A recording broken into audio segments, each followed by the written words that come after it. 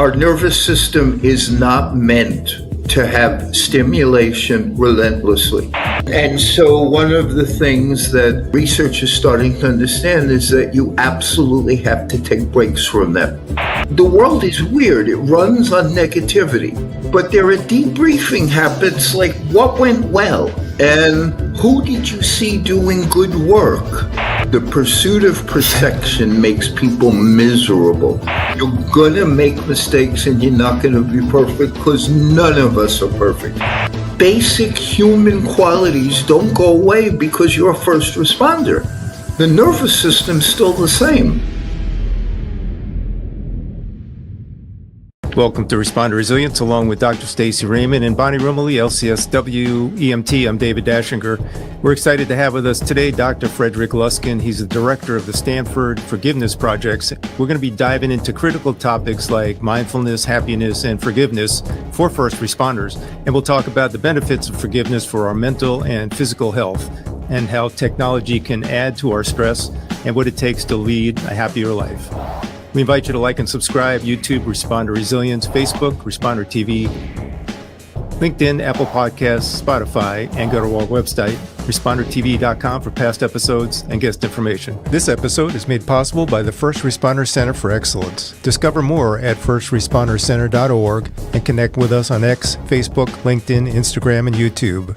Our resource partner, FightCamp, is offering an exclusive deal for viewers of Responder Resilience. For a limited time, you can get an amazing free package valued at $238, which includes punch trackers, quick wraps, and a free 45-day membership trial.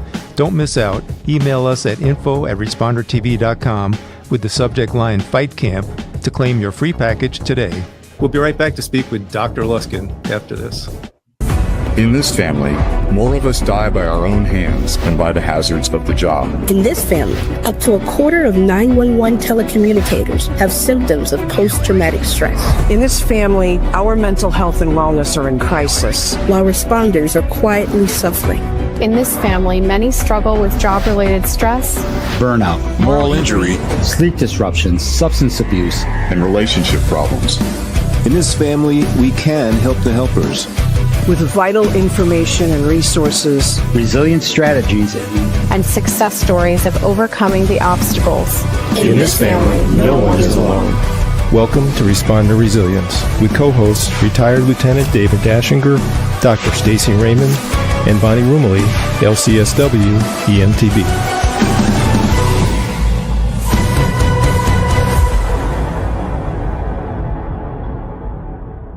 We'd like to welcome a very special guest, Dr. Frederic Luskin. He's a psychologist at Stanford University with 30 years of teaching experience and a PhD in counseling and health psychology. Dr. Luskin is one of the world's recognized authorities on forgiveness, both of self and others, and has taught forgiveness to tens of thousands of people.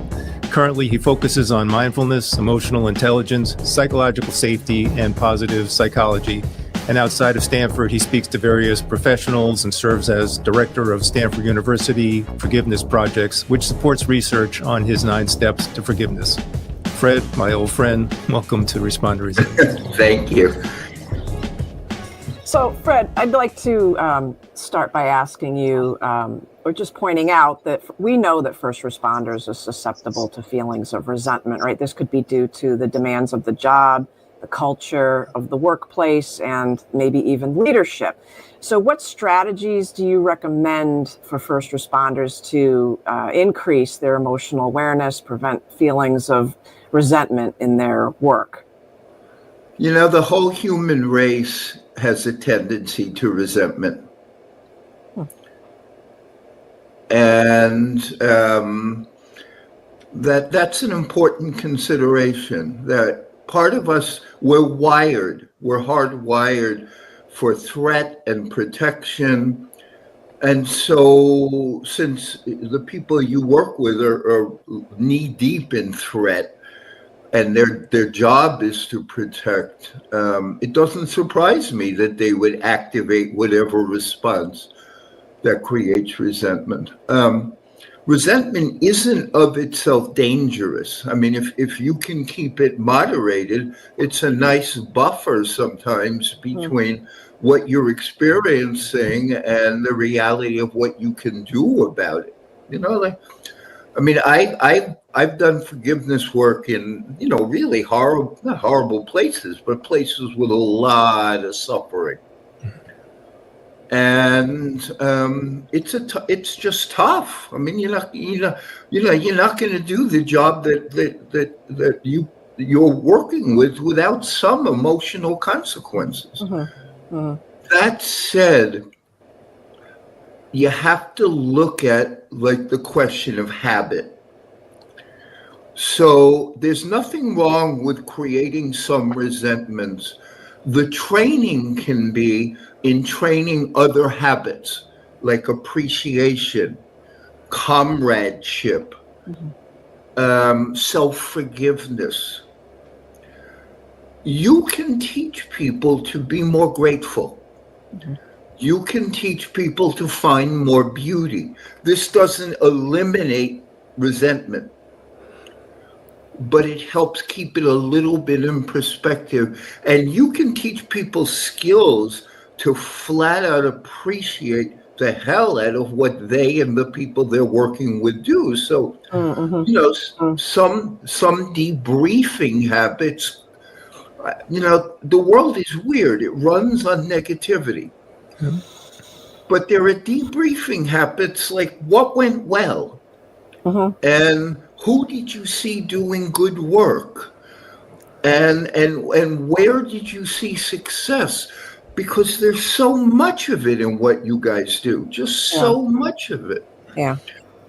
The other piece, and this is me 30 years into an experience, I'm going to say that people who work in the jobs that you do need some kind of regulation, self-regulation, meditation, mindfulness, some kind of practice daily.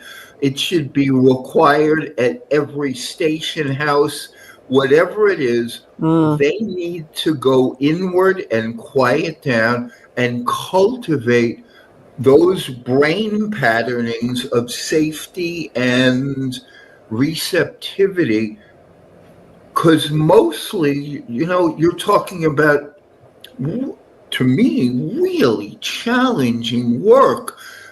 And if you don't have like a 5 minutes in the morning and a 5 minutes in the evening mindfulness or heartfulness practice, you're going out there much more vulnerable than is necessary. So that's an answer to you as best I can. Well, in thinking about this topic of resentment, to me, what I see in my practice is resentment of others, resentment of the agency, resentment of those who are above me or that is above me. But there's also that self-resentment that is pervasive in all branches of first responder world. How can I put blame on myself, assume guilt, resent myself for things that could have gone differently or didn't? And that, I think, is hardwired in first responders to assign resentment to thyself. And that's something that Stacy and I spend so much time with EMDR, helping people get rid of that and work through that. So do you have any specific tangible thoughts, advice on the self-resentment piece? Again, you want to be careful not to overly join who's ever coming at you in their content. Like, resentment is a basic human quality. Everywhere there's resentment. It is endemic. It is normative. It is healthy in short doses, not healthy long doses. I know the people that you work for and with, they operate in a tremendous amount of adrenaline, just an overwhelming amount of adrenaline. That in and of itself triggers, brain qualities that make resentment so much easier. I mean, adrenaline is focusing your attention on what's wrong. It's endlessly bringing the mind and the nervous system to a direct focus on what's wrong to try to make it better. So their job itself is just hard physically and emotionally. In terms of self-resentment, I mean, you can take a cognitive approach in part, which is nobody's perfect. You can't be perfect. You're going to make mistakes. There's that cognitive permission giving and acceptance of flawed humanity, which has to be part of what your work is. Just like physicians, you're going to make mistakes and you're not going to be perfect because none of us are perfect and we all make mistakes. Secondly, again, there has to be some body-mind quieting. Like, you can't just send people out with adrenaline rushes and not teach them the psychophysiologic skills that quiet adrenaline rushes. And if they're not interested in meditating, they could do progressive muscle relaxation for 15 seconds to you can't allow the human body to just be adrenalized and then cortisol all over the place. Right. Without expecting consequences. It's unfair. Some basic education into the nervous system would be helpful. Like, all this adrenaline is to protect you, but you have some role in this. Like, your nervous system this adrenaline stuff is not to hurt you, but you're running into stress, so it's here to protect you. Well, when you get off your job, you may have to be really careful to disengage and to let it go and make sure you have a really good diet and go for a run like everybody else has to. Right. But the essential self-forgiveness piece is you're imperfect, you're human. If you actually did something which harmed somebody, which is different than just not meeting exacting standards, that may need to be addressed with, talking to one of you, but it can also be addressed by remorse, not resentment. If you did something wrong and you harmed somebody, remorse is a positive quality. Yeah. You're owning the pain of causing others pain. And then if there's any way or anybody that you can apologize to, do so. If you failed, say you're sorry. If you failed and a coworker had to assume an extra burden for you, apologize. Make amends. Say, I'll do 10 more qubits for you next time because you did 10 for me. But basic human qualities don't go away because you're a first responder. Like, the nervous system's still the same. Right. And for self-forgiveness, there's that need for remorse, apology if needed, some degree of amends if can be made, and if it's a bad habit, get help. Calling all mental health professionals. Join us for the Clinician Masterclass series, Working with First Responders, and empower your practice with expert insights and actionable strategies. Brought to you by the Responder Resilience Podcast. Dive deep on working with EMS and 911 personnel with seasoned therapists Dr. Nicole Navega and Bonnie Rumilly. Sunny Prevetto shares specific knowledge and tools to support police. Dr. Stacey Raymond offers professional insights on working with veterans. And Dr. Robbie Adler-Tapia covers working with firefighters in a clinical setting. Subject expert Elizabeth Paul covers suicide and psychological autopsies. Patrick Fitzgibbons does a deep dive on inpatient treatment facilities. And Dr. John Violanti covers law enforcement mental wellness. Get ready to transform your practice. Subscribe and stream anytime on our channels: YouTube, Facebook, LinkedIn, Apple Podcasts, and Spotify. Stay in the loop and sign up now at respondertv.com.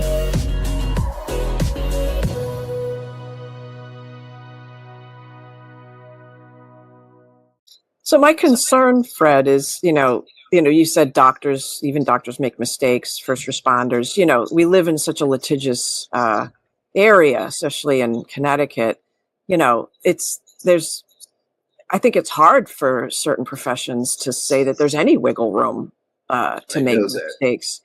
And so that concerns me. And also with first responders, there's what's my command staff going to think if I make a mistake, if I don't, do everything that I'm exactly supposed to do. And we know that there's science behind when you're in an adrenaline rush, you're in fight or flight, your physiology doesn't respond to, it perfectly. So those things concern me. Like, I hear what you're saying, but, I don't know if you can elaborate on that. The idea of a litigious society and the fear of what command staff is going to think about the fact that I perhaps was unable to follow everything in a procedure.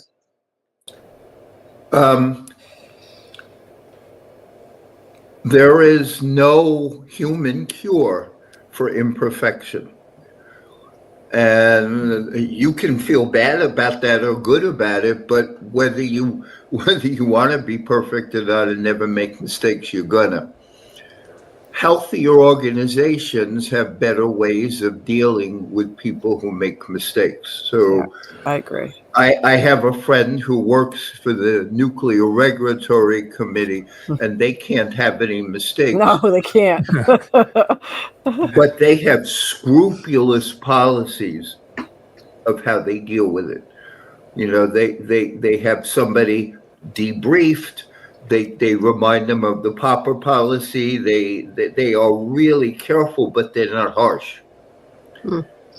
And that's one piece. But the piece I'm gonna push back on with you is I'm not convinced that anxiety and fear over strict or harsh environments makes you less likely to make a mistake.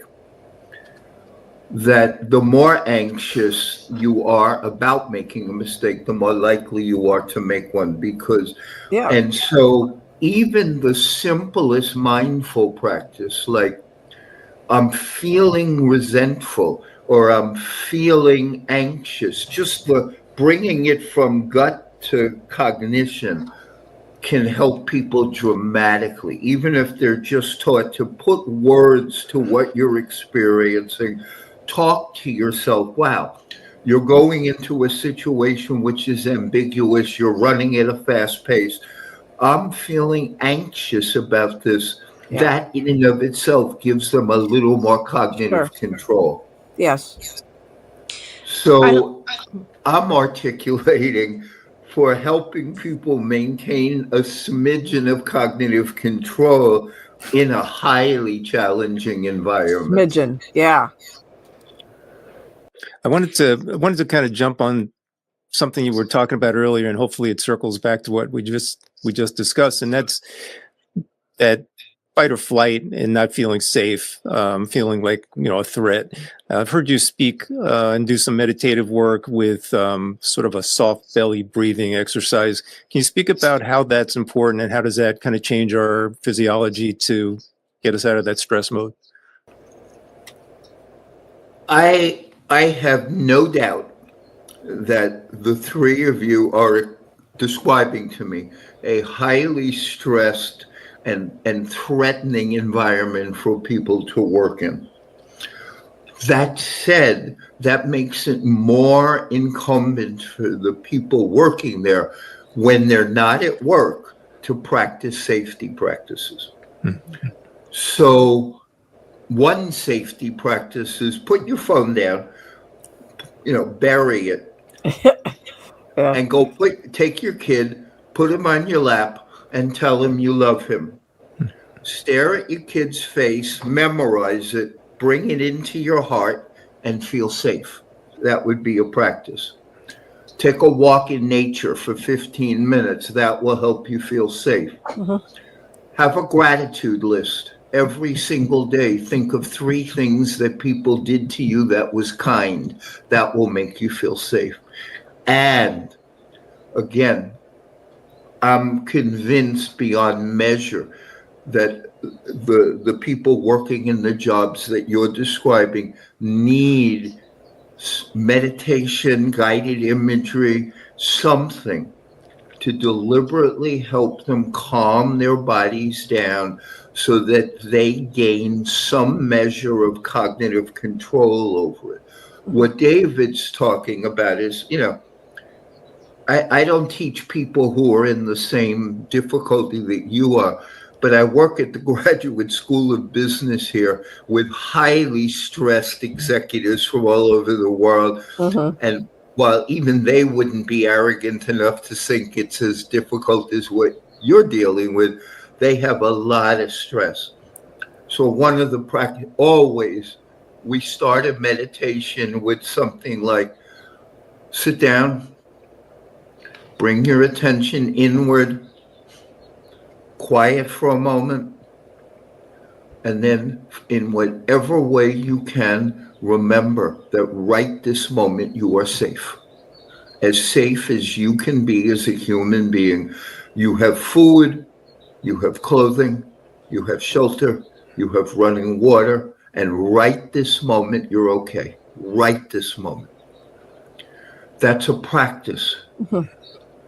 You have to prime your body to have alternative responses to fight or flight.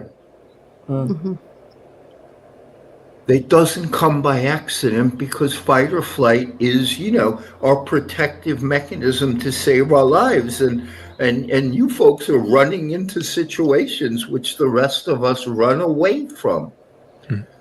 But that requires more practice, not less. Introducing FD Teas, the only gourmet tea crafted with first responders and their families in mind.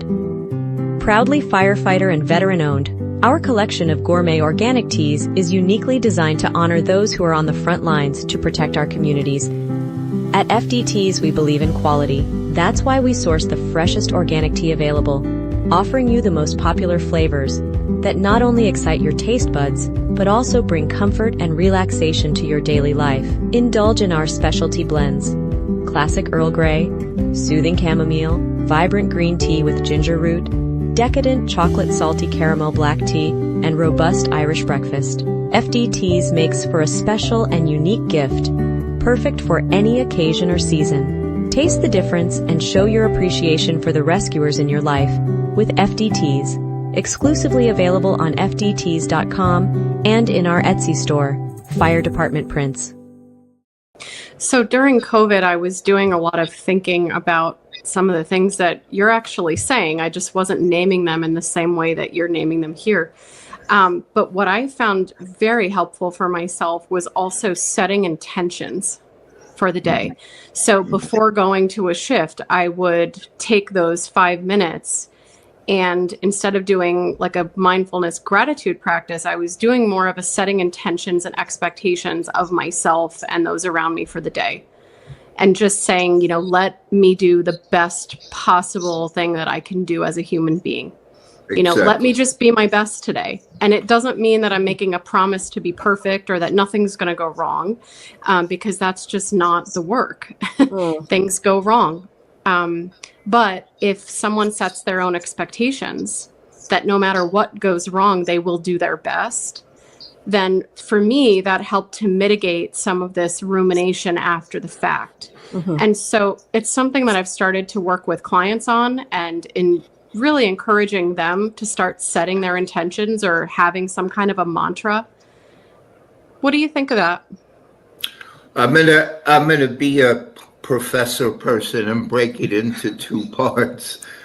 One is, there's a lot of research, enough research out there that setting the intention to be happier and have a good day is one of the things that distinguishes happier from less happy people. That intention is so powerful. And that the people who, again, tend to have the best days, wake up in the morning, don't grab their phone first, don't jump into all the stress of their day, but stop for a minute and two and say, I want to do good work. I want to help people, but ultimately I want to survive this day with my heart and body intact. I want to have a decent day. So that's one, and that's research established. The second gets back to what I responded to Stacy, which is that the pursuit of perfection makes people miserable. The pursuit of excellence is a far better and happier producing pursuit. And there's a lot of research on that. I'm the mindfulness teacher for 3 Stanford sports teams. And this is a lot of what I teach them. Right. That you're gonna lose games, and you're gonna make mistakes, and you're gonna make a shot every now and then that looks ridiculous. You never ever will be perfect, and even if you win tomorrow, you may lose. But if you make it your goal of doing the best you can and have the humility to learn from whatever it is you make a mistake from, then you will grow. If you go out there and say, I can't miss, I have to do that, you're just showing a kind of desperation. Sure. Which in and of itself is disabling. So Bonnie, I'm just translating into social science, but those are 2 really excellent things, and I would suggest you amplify them in when you teach the people you work with. I want to just jump back to something you mentioned in passing, and I know you've spoken about this at length, and that has to do with the role of technology and stress. You mentioned the cell phone, but also first responders are highly bombarded by information. Could be from radio traffic, the mobile data terminals, the arriving on scene, getting a lot of information from different people in a very emergent situation. Speak a little bit about technology, stress, especially cell phones, because that's something we all have. What is that? What do we need to know about that?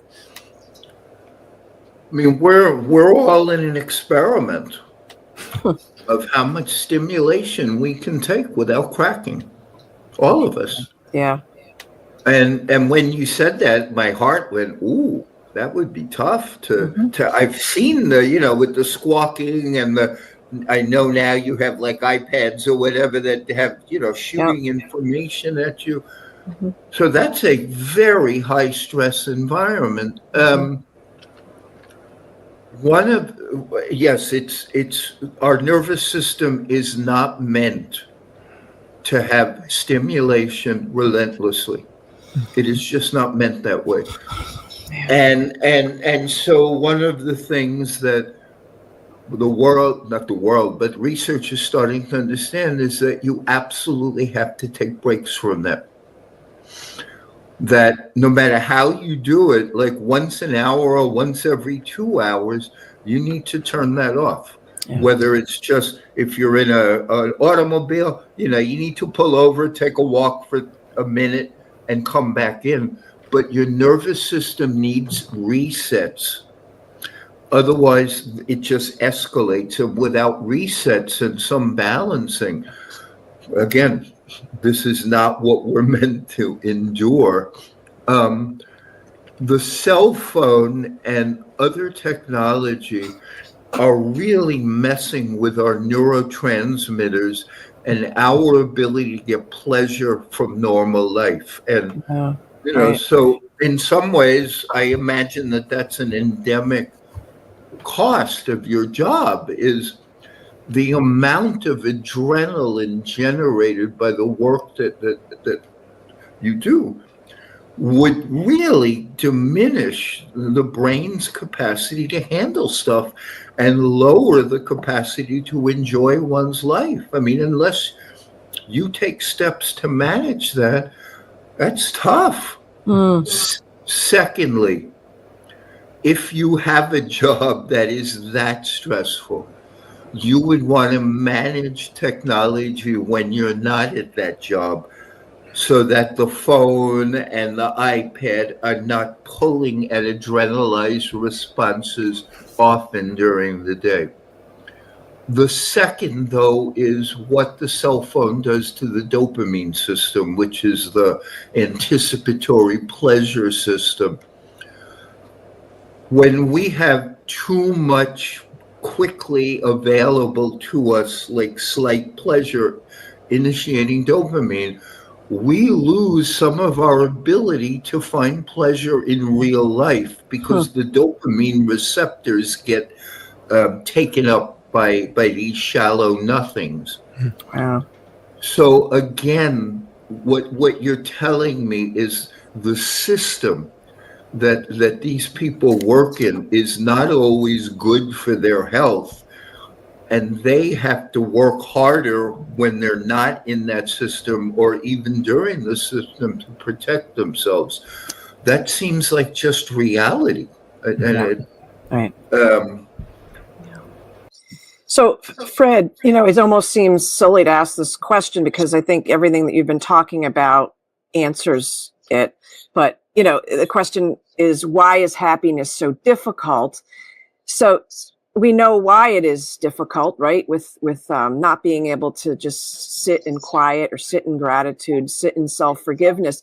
So what is it that first responders can do to move closer toward attaining some bit of happiness? It's interesting when you said that because there are really two paths to happiness. One is that present-centered, life is good. The best definition of happiness I've seen is wanting what you have. Yeah. But the second path to happiness is purpose. And the first responders would have an enormous capacity for cultivating great purpose. And they can be instructed to understand how much, I'm going to say even love, is in their purpose. Yeah. They do tremendous good in this world and risk themselves. And if they could, not just connect with the stress of what they do, but the deep care and purpose in what they do, and be taught to have different stories about what they do. Like their meta story could be oriented in what great human beings you are. Look at what you do for your community. Look at the care you show when you go running in and save somebody in a car. I mean, that's remarkable. Right. But because of the stress response, we have to train ourselves to find this part of ourselves. But they have such deep purpose, and they are doing a job which shows such deep care and commitment that those could be utilized to create happiness maybe more easily than peace-loving granola in the moment. As firefighters and first responders, we're brilliant at the basics. We master the art of stretching the line, and we excel at being there for those who need us most. Yet even the best of us can be caught off guard. We sometimes face unexpected challenges like injury, cancer, or post-traumatic stress symptoms. But you're not alone. The First Responder Center for Excellence is here to equip you with the tools and resources you need to stay informed and prepared. We help you focus on staying strong, safe, fit, and resilient. Optimize your performance with cutting-edge health, wellness, and science information, from fitness to nutrition, medical evaluations to behavioral health, cancer awareness to cardiac health. We've got you covered. Remember, we're stronger together. Discover more at firstrespondercenter.org and connect with us on X, Facebook, LinkedIn, Instagram, and YouTube. The First Responder Center for Excellence. Equip yourself with excellence for every call. You know what's interesting? There's almost a visceral reaction against what you just said in our population.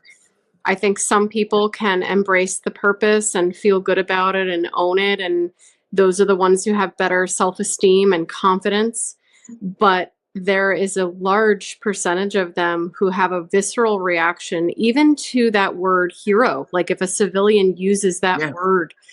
And so I'm thinking about some of those people, the amount of work we would have to do to retrain them to really recognize what they're doing, because they have standards for themselves, sometimes of perfection and of excellence, but standards that are unrealistic. Yeah. So there's so much deprogramming and reprogramming that has to happen, I think, in what you just said, but it's a great point. And I don't think first responders think about this enough. There's just that reaction to people thinking they're different, but they don't go much deeper generally into that. So I like what you're bringing up.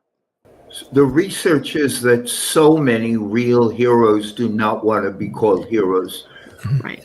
That when they would ask people, like, you know, that guy, the guy Sully who drove the plane into the East River, he said, "It's my job." And when they interviewed or looked at the really small number of people who actively resisted the Nazis in World War II, they did not want any designation of hero. They just wanted, hey, I did what anybody would do. This is what my parents taught me. So you want to be careful pushing that idea of hero. There are a lot of people out there who do good because they do good, but it's not comfortable to push it into more than that because they're doing what their ethics and their their training give them. So I'm going to caution that because it's not always a good thing for people to hear. Let me give you one other thing, though, is this is a meditation that I use, but I want you to each do it for a moment. You don't even have to close your eyes. Just keep your eyes open. And just take 2 breaths into and out of your abdomen. Just 2 breaths, deep and slow. Just 2 breaths. But relax your abdomen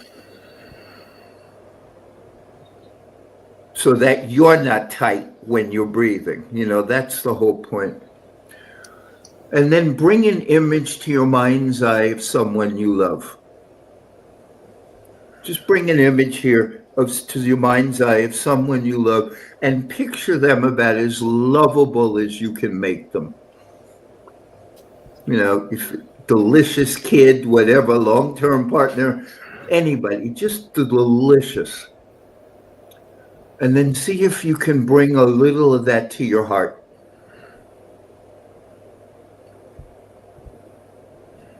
Even the most tough guy softens with that. Yeah. So if you do something like this first, they can hear you. Right. You have to work with the mind body. Yeah.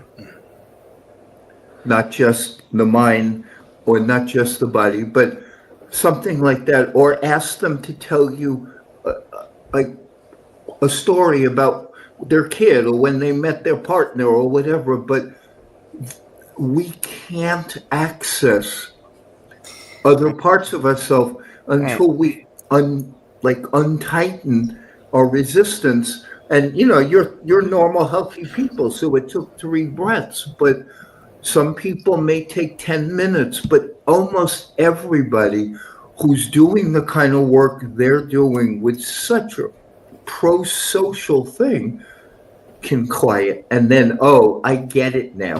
Mm-hmm. There's a safe place in me.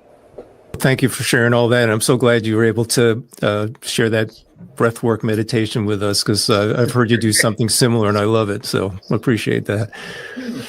As we're wrapping up, I'd love you to share about your books. You're a prolific author. You've got a few books about forgiveness, and I know you've got a new one that's coming out or just came out. Please tell us about that. I mean, we didn't talk that much about this, but my work for the last 30 years in part has been teaching people to forgive. And I shared with you some of the practices and the philosophy behind it, but you know, I have written books. I've taught people in really difficult situations to forgive. The essence of it is, again, and this is another lesson, you wanna grieve and deal with your past, but you don't want it to hold you back. I mean, that's probably the distinction. You can't ignore your past. So if some of the people you work with have real struggles, you can't just, it doesn't go away, and you can't tell them it'll be a better day tomorrow. You have to work through stuff.